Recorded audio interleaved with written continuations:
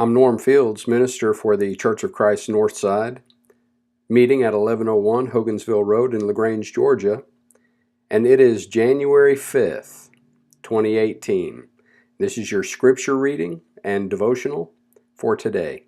Your scripture reading is Genesis chapter 8, verse 20 through chapter 10, verse 32, Matthew chapter 7, verse 1 through chapter 8 and verse 13, Psalm 4, verses 3 through 8, and Proverbs 1, 10 through 12. And as we look at the scripture reading today, I wanted us to look at Matthew chapter 7. I've got some notes in the post that you can read about judging in this chapter. This chapter is very revealing about judging, and it's also very abused. Matthew chapter 7 and verse 1, judge not that you be not judged, may very well be the most abused verse in the entire Bible. Because people say, well, Jesus said you're not supposed to judge, and they condemn any kind of judging and say it's wrong to judge anyone in any way. But when you look at the context and you go through this passage, you see that that can't be what Jesus is talking about. And I've got some additional notes to that effect in the post on the Northside website today. But I will point out just quickly here, as Jesus goes on, he says, judge not that you be not judged, for with what judgment you judge, you will be judged. And with the measure you use, it will be measured back to you. So he's talking about a certain kind of judgment. He's talking about unmerciful, self-righteous, hypocritical judgment.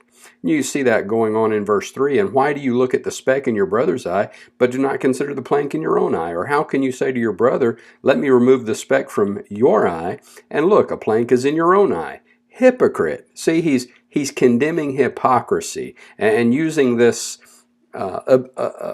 absurdly exaggerated illustration of somebody with a beam sticking out of their eye trying to get a little speck out of somebody else's eye. Well, they're so oblivious to their own condition that they're more concerned about a speck of dust in somebody else's eye than the giant plank sticking out of their own eye. And so Jesus makes that condemnation on hypocrisy. Hypocrite.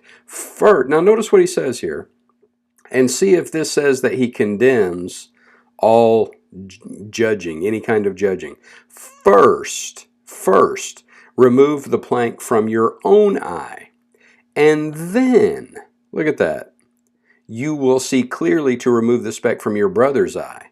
So he doesn't say, don't be concerned about the speck in your brother's eye.